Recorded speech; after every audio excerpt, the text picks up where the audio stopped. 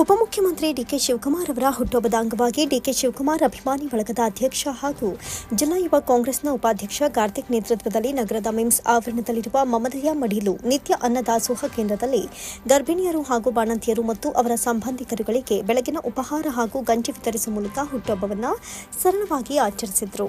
DK Shivakumar ಅಭಿಮಾನಿಗಳ ಬಳಗದ ಅಧ್ಯಕ್ಷ ಹಾಗೂ ಜಿಲ್ಲಾ ಯುವ ಕಾಂಗ್ರೆಸ್ನ ಉಪಾಧ್ಯಕ್ಷ ಕಾರ್ತಿಕ್ ನೇತೃತ್ವದಲ್ಲಿ ಹಾಗೂ ಅಭಿಮಾನಿಗಳು ಗರ್ಭಿಣಿಯರು ಹಾಗೂ ಬಾಣಂತಿಯರು ಮತ್ತು ಅವರ ಸಂಬಂಧಿಕರುಗಳಿಗೆ ಬೆಳಗಿನ ಉಪಹಾರವನ್ನ ಹಾಗೂ ಗಂಜಿಯನ್ನ ವಿತರಿಸಿದರು.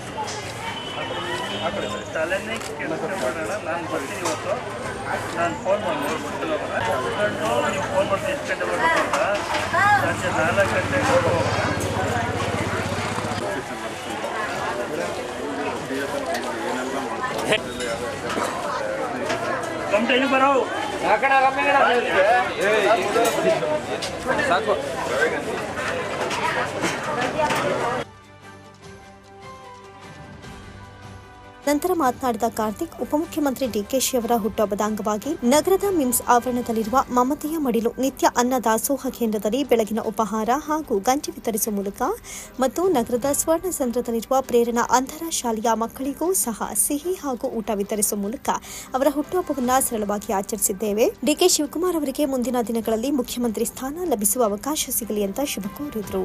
ಮಾನ್ಯ ಉಪಮುಖ್ಯಮಂತ್ರಿಗಳಾದ ಡಿಕೆ ಶಿವಕುಮಾರ್ ಅವರಿಗೆ ಮೊದಲಿಗೆ ಹುಟ್ಟುಹಬ್ಬದ ಶುಭಾಶಯಗಳನ್ನ ಕೋರ್ತಾ ಅವರು ಆದಷ್ಟು ಬೇಗ ಮುಖ್ಯಮಂತ್ರಿ ಸ್ಥಾನವನ್ನು ಪಡೀಲಿ. ನಮ್ಮ ಜನಾಂಗಕ್ಕೆ ಸ್ಟ್ರಾಂಗ್ ಪ್ರಬಲ ವ್ಯಕ್ತಿ ಅಂದರೆ ಅವರೇ. ಈಗ ನಡೀತಾ ಇರುವಂಥ ಅನಾಚಾರ್ಯಗಳೆಲ್ಲ ನೋಡ್ತಾ ಇದ್ದರೆ ಇಂಥ ಟ್ರಬಲ್ ಶೂಟರ್ ಬರಲಿಲ್ಲ ಅಂತ ಅಂದರೆ ಇದನ್ನೆಲ್ಲ ನಾವು ಮೆಟ್ಟಿ ನಿಲ್ಲಕ್ಕಾಗಲ್ಲ. ಆದಷ್ಟು ಬೇಗ ಅವರು ಮುಖ್ಯಮಂತ್ರಿಯಾಗಿ ಬರಲಿ ಅಂತ ಹೇಳ್ಬಿಟ್ಟು ನಾನು ಕೋರ್ಕೋತೀನಿ. ನಗರಸಭೆ ಸದಸ್ಯ ಟಿಕೆ ರಾಮಲಿಂಗಯ್ಯ ಮಾತನಾಡಿ, ಕರ್ನಾಟಕ ರಾಜ್ಯದಲ್ಲಿ ಕಾಂಗ್ರೆಸ್ ಪಕ್ಷ ಅಧಿಕಾರಕ್ಕೆ ಬರಲು ಕಾಂಗ್ರೆಸ್ ಪಕ್ಷವನ್ನು ಡಿಕೆಶಿ ಕಟ್ಟಿ ಬೆಳೆಸಿದ್ದಾರೆ. ಮುಂದಿನ ದಿನಗಳಲ್ಲಿ ಡಿಕೆಶಿ ಅವರು ರಾಜ್ಯದ ಮುಖ್ಯಮಂತ್ರಿ ಸ್ಥಾನವನ್ನು ಅಲಂಕರಿಸುವ ಅವಕಾಶ ಸಿಗಲಿ. ಅವರಿಗೆ ಆಯುಸ್ಸು ಆರೋಗ್ಯ ಭಾಗ್ಯವನ್ನ ತಾಯಿ ಚಾಮುಂಡೇಶ್ವರಿ ಕರುಣಿಸಲಿ ಅಂತ ಮಂಡ್ಯ ಜಿಲ್ಲೆಯ ಜನತೆಯ ಪರವಾಗಿ ಪ್ರಾರ್ಥಿಸಿದರು.